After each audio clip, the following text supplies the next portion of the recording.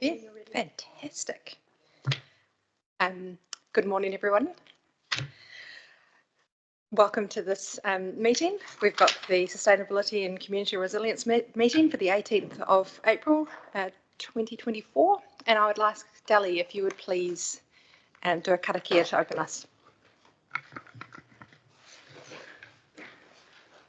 And something's gone wrong with my camera, but never mind. Ngā mihi o te rā, ki te whānau e hui hui nei, kia tau te rangi Māori e, kia whakatāpua tātou me ngā mea e whakapono ana tātou, haumi e, hui e, tai ki e. Thank you. Translated to greetings of the day to the whānau gathered here, let peace be with us and may we respect each other in what we believe, which I think is rather appropriate, and bind us all together. Thank you. John? Thank you, Madam Chair. I'd just like to take a very brief moment and acknowledge the passing of Sue Wright, a local Coromandel identity who sat in this chamber for 3 years as councillor.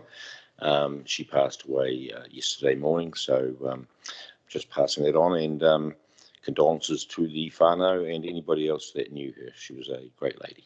Thank you. Oh, no, Sue, she was indeed an amazing lady. Thank you, John. Excellent. So let's get into it. Have we got any apologies? It looks like our committee is fully here. Nobody needs to leave early or has anything else to apologise for? Excellent. Moving on. We don't appear to have a public forum today, but I would just like to acknowledge, I see Anna Horn has joined us online as an observing member of the public. Welcome, Anna. Any items not on the agenda that we need to know about? No? Okay, great. Any conflicts of interest? Excellent. We're sticking well to time now then. Okay, minutes for confirmation. Are there any amendments to the minutes or anything that needs to be changed in terms of correctness? Has everybody read the minutes? Yes, and I'm happy to move that we accept them. Thank you. Seconded by Rika. Excellent. All those in favour say aye. Aye. Aye. Carried. Thank you. All right. Let me just find my page. District Information Centres, Key Performance Indicators Report. Kirsten is named on this. Do we have Kirsten today? She's going to be online. Okay. Because we're so far ahead of time already. Well, I see that Helen Flynn is in the room, so should we just switch the items around a bit and get Helen update first, and then we can... So this is item 2.3, Mayor's Taskforce for Jobs update, and we've got Helen Flynn with us. Welcome, Helen.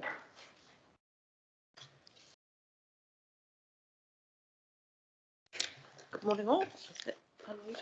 My apologies, I actually see that you're up for two items, the Social Recovery Plan and the Mayor's Taskforce for Jobs, so please take them in order if you would. So 2.2.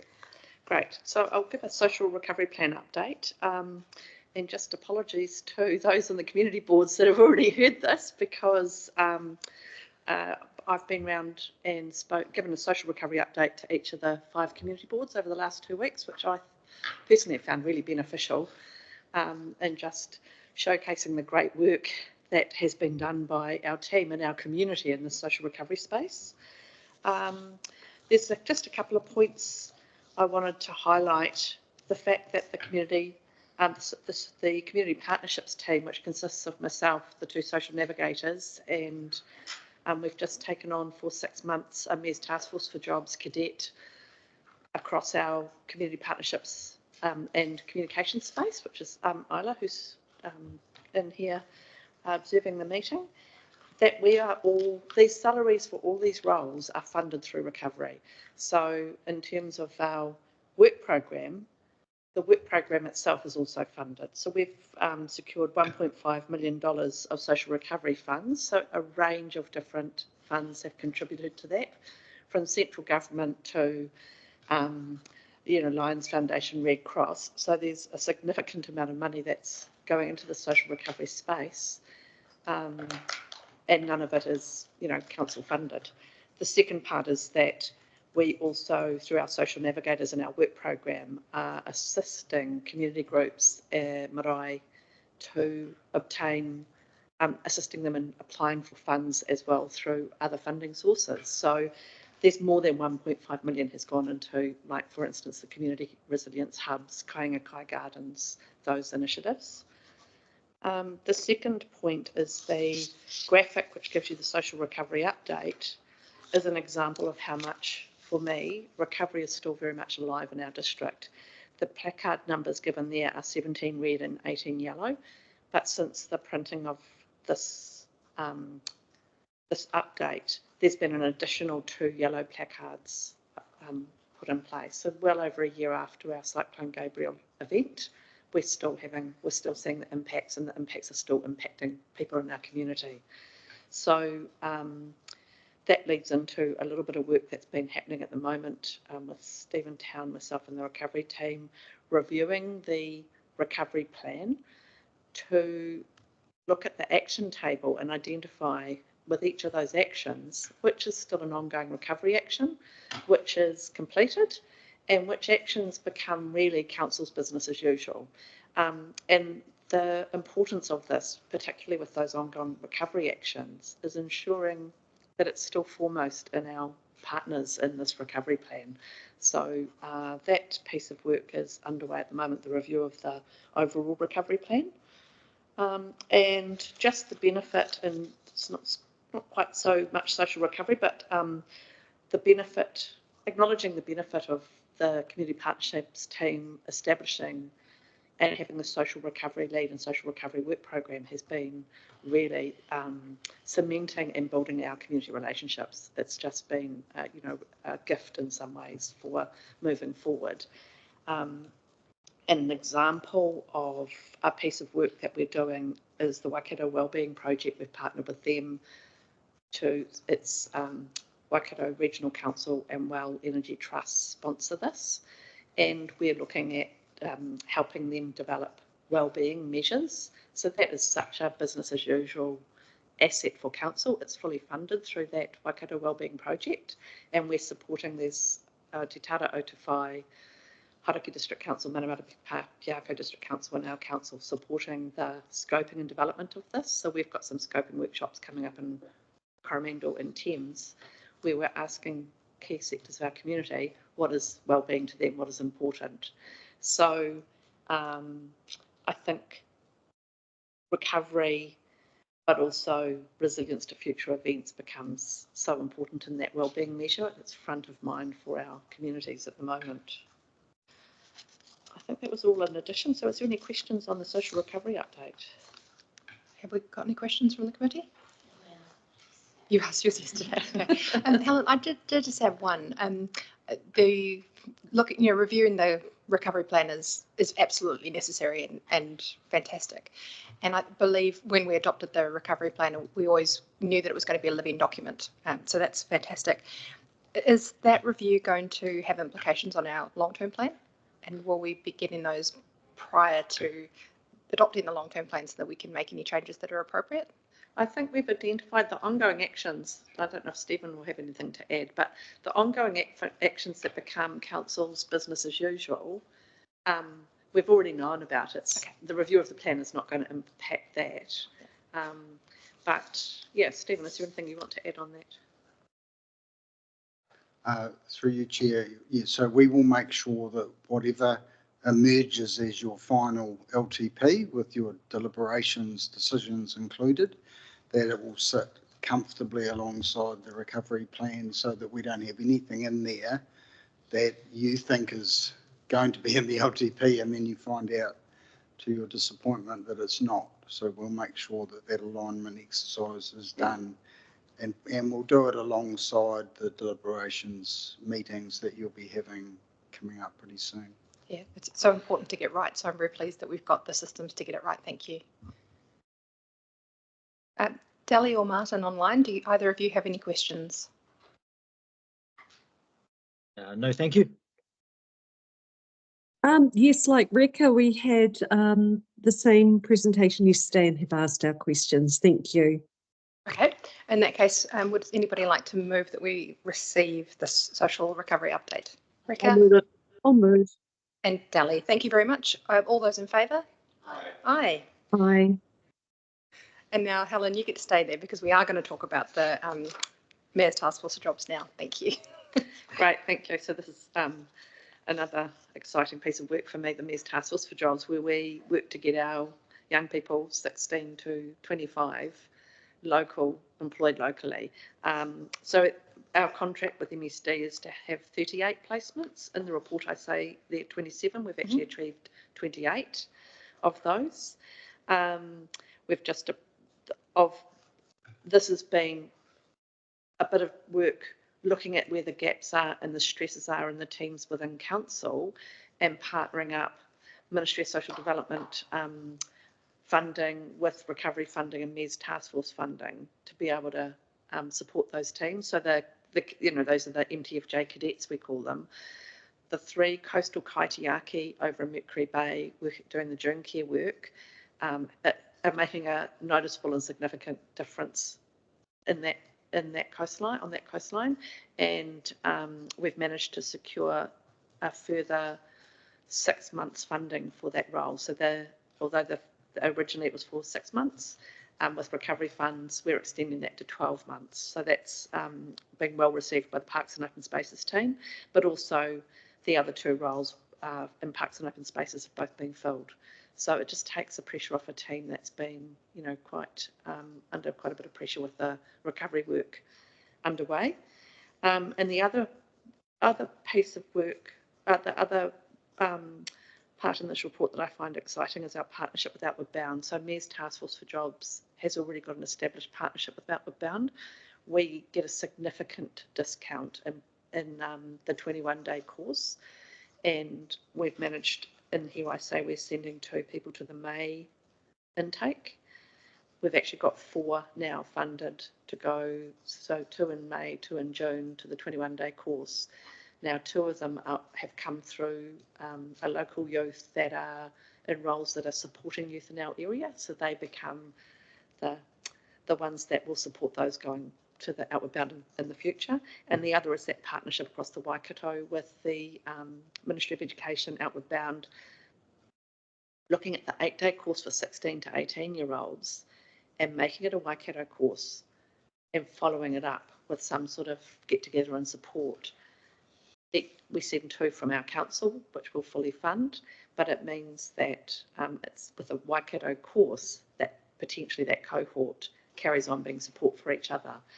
As a result of those funded places, Outward Bound have confirmed that they'll give us a further 2 free courses later in the year. So that's an opportunity for us to reach out and support another youth, and that the benefits of that is well documented about how it really does help build confidence, help people decide on their career choices, their leadership skills. So it's just exciting that council can be part of that. Is there any questions on the Mayor's Taskforce for Jobs report? John? Just interested, Helen. Since July 2023, 14 local businesses employed 22 youth, and that's fantastic. Do we get feedback further down the track, or do you receive feedback further down the track as to the success of those placements and whether they're still, what numbers are still employed in those tasks? So we're new in the Mayor's Taskforce for Jobs contract. So the last financial year was the first year where we only did a part year, and we were contracted for 12 outcomes. And then this year we've got the full contract for 38 outcomes. So that 38 16 to 24-year-olds into employment. So it's definitely part of the work program to follow up and keep track of each of those to see where they stay. Just bearing in mind that some of these, especially the recovery roles, are 6-month roles. So there potentially is no long-term placement, but our role then is to follow up and at the end of those cadetships really help those youth into permanent employment. So yes, definitely it's a piece of work that's in the work plan. That would be fantastic, thanks. And I believe we have a question from Martin as well, who's online.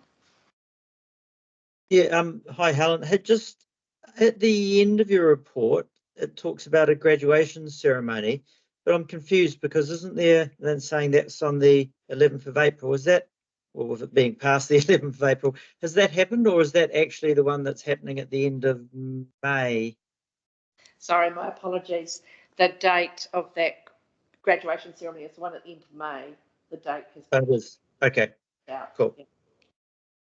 And I would encourage, not telling you what to do or anything, but I would encourage any elected members who happen to be in the area on the day to see if they can come to that event, because they are, to quote Councillor Martin Rodley, very joyful occasions. Thank you, Martin. Rebecca?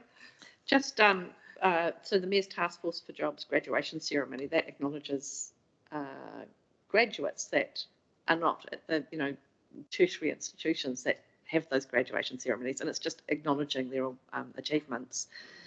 The funding is a separate funding stream, and we've had indications that there's no surety that we're going to have this going forward, which is why we've sort of played with the date a little bit to try and get as many as we can across our industry training organisations along to the ceremony. It is an extremely joyful and uplifting experience to go to one of those. I was lucky enough to go, I think, 2 years ago, and it was just amazing. Rebecca? So the Mayor's Taskforce for Jobs was a 2-year contract, and we started partway through a year. Is that correct? So that was the initial. That was a separate contract. Was that first year? Okay. So we're about to enter into this is the end of the first year. Yeah. So of that 2-year contract. Right. So the second year, we already know we're going to get 20% less funding for the potentially same number of outcomes, but there's a little bit of negotiation to be done still with the Ministry of Social Development on the contract for the second year. But we know we've got that for the second year, at least the 80% funding. Right, thank you. If there are no further questions, then I'll move from the chair that we receive this update. Do I have a seconder? John, thank you. All those in favour?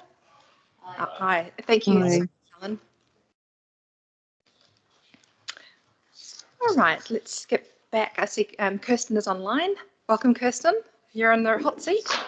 So we'll be talking now about the District Information Centre's Key Performance Indicators report. And there she is. Good morning. Morning. Apologies for being a couple of minutes late. I was having a technical issue where it kept telling me to log on from my school account, which obviously I'm not at school. Perfectly fine. We were running early, so no. Oh, good. Yeah, I'll take the report as read. It's just a snapshot of where we are with our information centres for the period 1st of November 23 to the 28th of February 24.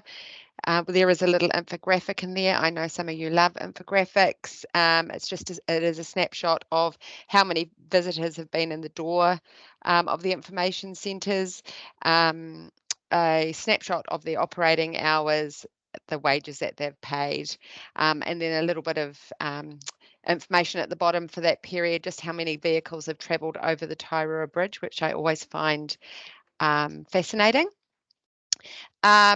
We have also been out for expressions of interest for our information centres, and it has come to light since we did that there had been that this was a bit of an error.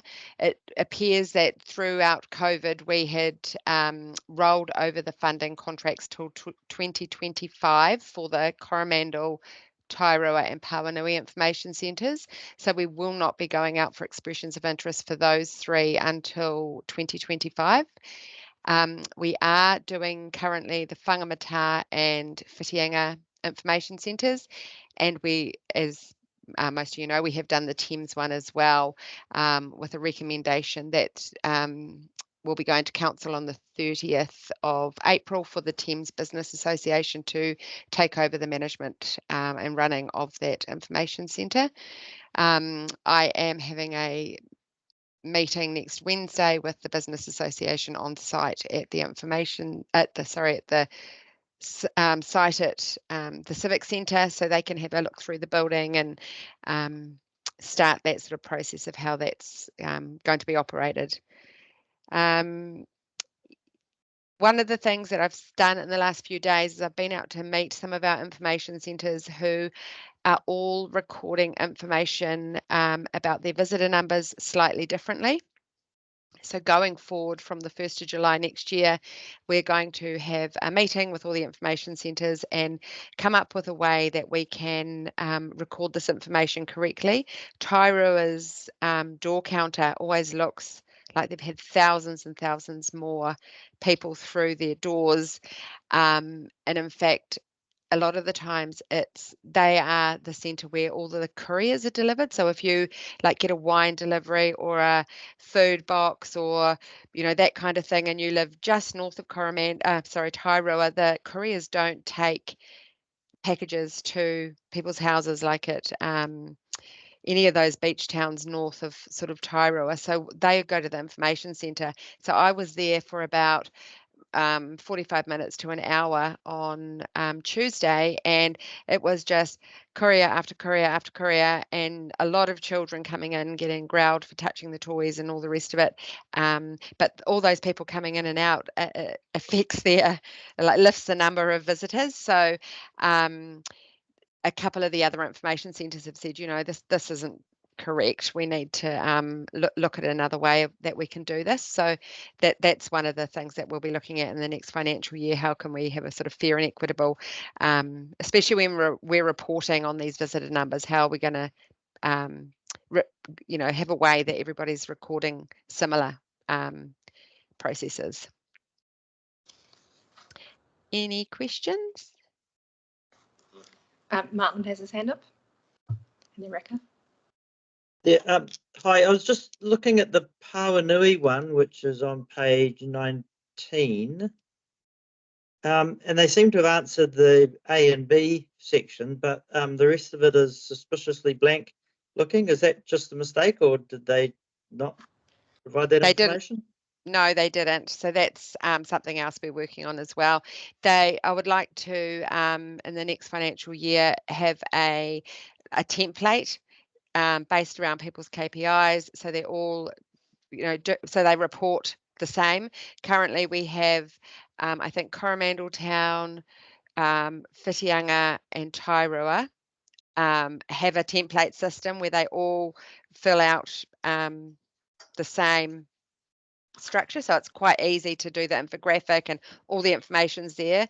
But Whangamata and Pawanui write me like an essay, Whangamata especially, and we don't always capture the correct information, and so I'm going backwards and forwards constantly trying to get their information. So a template is going to be a structure is going to be put in place so everybody's answering the same questions.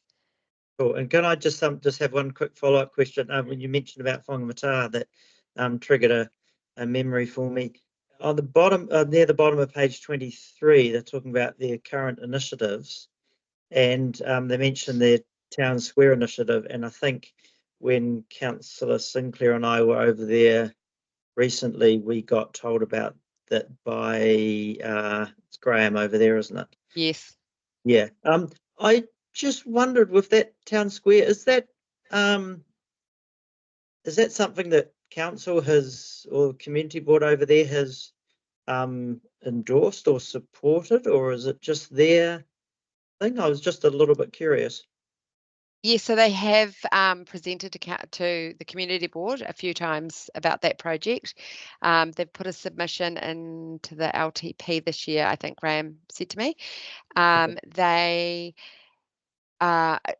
It's not in the LTP and it's not currently supported by the community board. So it is very much a project driven by the information centre. They're wanting to do that. They are seeking external funding. They've had people give them donations towards it. I think they've got about $500 donated to date. It could be a lot more by now, but it is a project they are wanting to do. Okay, thank you. Reka, you had a question? Yeah, thank you, Kirsten. You actually did answer my question. I wanted to know why Tairua was such a swinging hotspot. Yeah. Numbers, but you definitely answered that. Thank you. And I think, some consistent reporting, like a template and sort of consistency across that would be really good in sort of Yeah. understanding what's happening in this space, and very exciting to hear that there's options for a information centre for Thames. Yeah, it's great. Yeah, thank you. Yeah, our community's been very vocal about the need. Deli, you've got your hand up?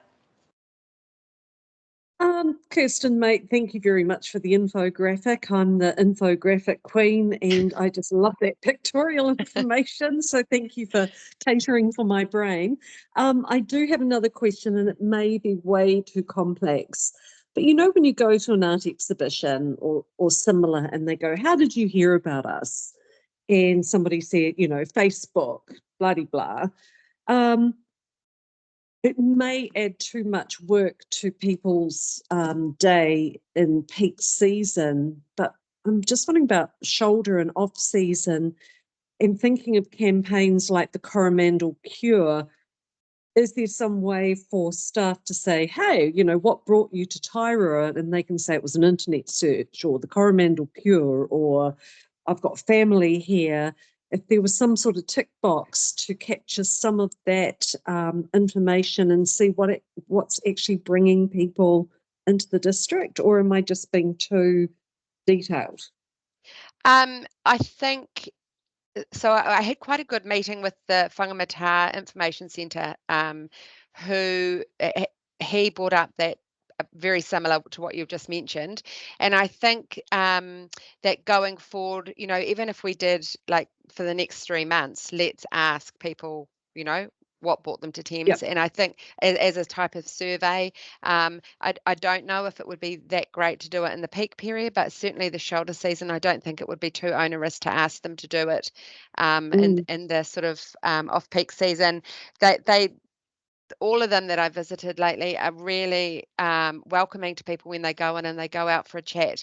It's not like there's 20 people coming in all at once currently. There's like, you know, they come in slowly. So I don't think that would be too onerous, you know, to ask. And even if they capture 70% of them, I think that's, yeah, a good idea and something that can be achieved. Yeah, especially if it was tick boxy. So someone just said, you know, touring New Zealand, heard the Coromandel was great. Where did you hear about the Coromandel? It might help with our review of the services of Destination Hauraki Coromandel as well, because we might see people saw the Coromandel Cure advertising and that prompted them to take a shoulder or winter break away. Yeah, it's a good idea. Excellent. May I just ask a question about the KPIs? Are you Sure. fairly confident that we're capturing what we need to capture with those KPIs, or do we need to review those when next available to do so? So they're all slightly different, but I think it would be a good idea to come to a networking session with the community boards and say, currently, this is what your information centre's KPIs are, and do you have any feedback, and, you know, what would you like to see included? Because they are all kind of a little bit different, and they are servicing different needs in their communities.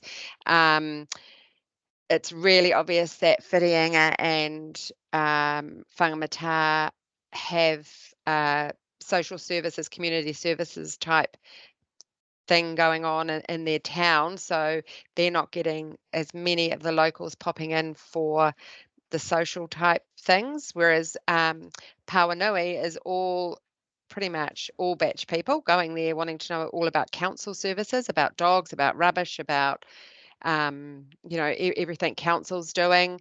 And Coromandel has quite a number of tourists, but they really have quite a big social, like local people going into their centre. So I think that the KPI should possibly reflect that. And you know, if we do a tick box type thing like Deli sort of mentioned, perhaps, you know, that could be recorded as well, just to give us an idea of what people really want and what the communities are needing, because they really are good. The information centres are a really good way to see what's going on in your, you know, get an overview of what's going on in your community.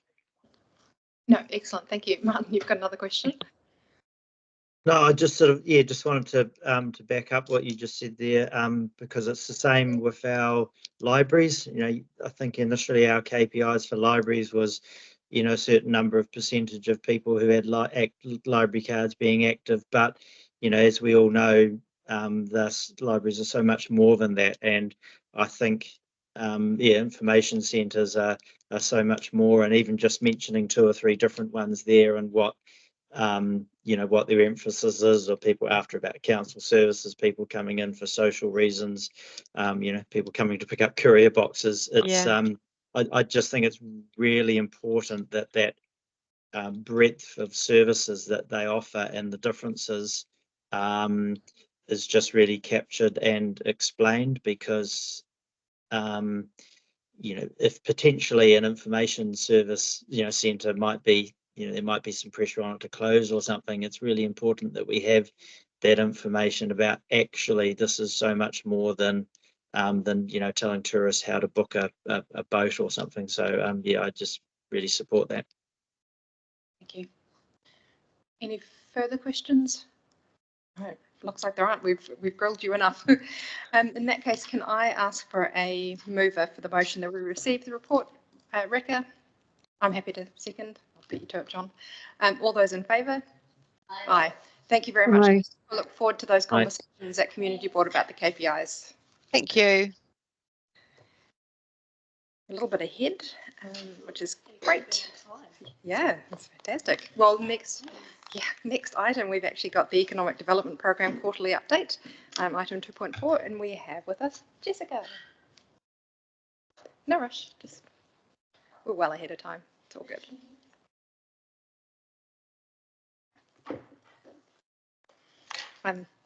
And I will just draw everybody's attention while Jessica is getting settled. The resolution will be changed slightly to reflect the fact that we've received some tabled information from Te Waka, the quarterly update, which the people in the chamber have a hard copy of, and I assume that I know that the people online have an emailed copy of. Martin's got his thumb up. Cool. All right, take it away. Is that good? Yes. Kia ora, good morning. So I'm here to present the Economic Development Update, which we've included Infometrics quarterly economic update for the December quarter. So that reflects activity in our district, economic activity in our district from October, November and December last year, and looks back at the full year for 2023. I'm not sure how far you want me to go into the highlights of that, but we know that things aren't looking so flash as we look forward in the economy, but tail end of recovery, and there's some general business sentiment around economic activity feeling a bit tight at the moment. And then the other reflection, we note that we went to a session run by Te Waka, looking at process heat and how that can be decarbonised in the broader region. So those are the 2 key areas for economic development update. Take questions. Everybody's gone all silent. Everyone's gone silent. Could you just say a couple more sentences about that Te Waka work that you did with the RETA? Yeah, of course. What does that stand for? Yeah, Regional Energy Transition Accelerator. So Te Waka have brought ECA, our Energy Efficiency and Conservation Authority. So they came up from Wellington.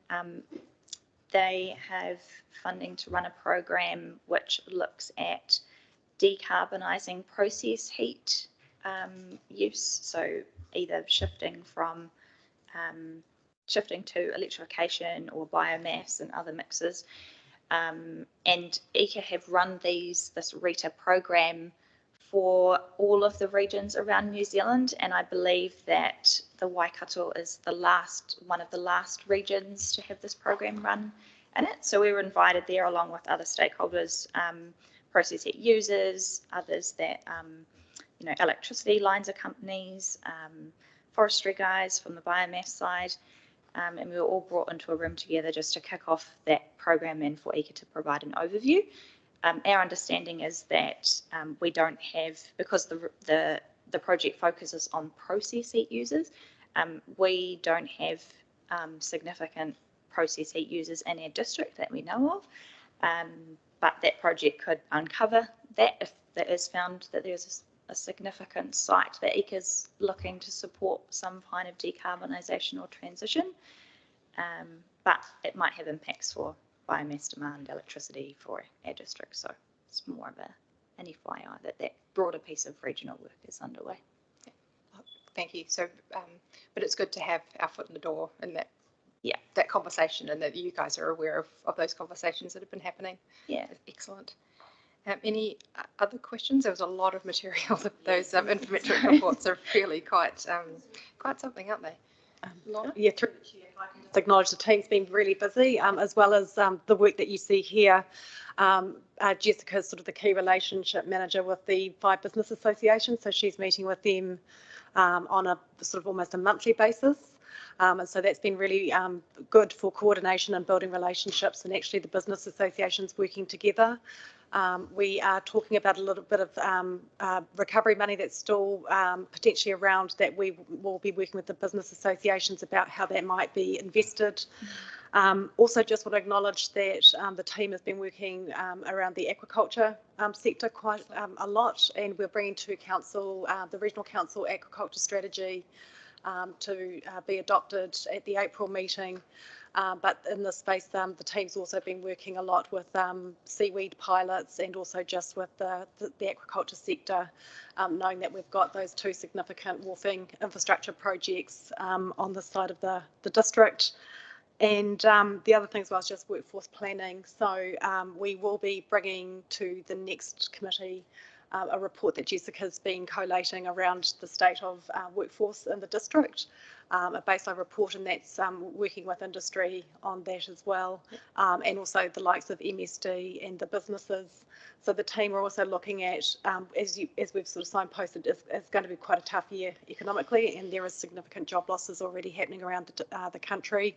So we're looking at ways that we can work with businesses to maybe restructure staff into different areas and different businesses as well. So there's quite a big work program that the team's involved in.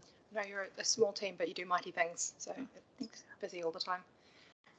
Questions from you, John? You look like you're poised. To be honest with you, it's a really interesting report. Like, it really is. It really looks like the peninsula is not the place to be at the moment. House prices down 12%, and jobs available, but no, unemployment's up. I just wonder what's happening out there. But it's a very interesting report and very enlightening. Thank you for it. No question, just reflection on what's in there.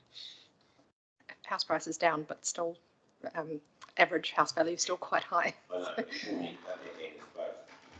And as far as wages to house prices go, we're still very, very expensive. Could I comment on that? Yes, is it please. okay? Just there's quite a lot of nuances in the characteristics of our district.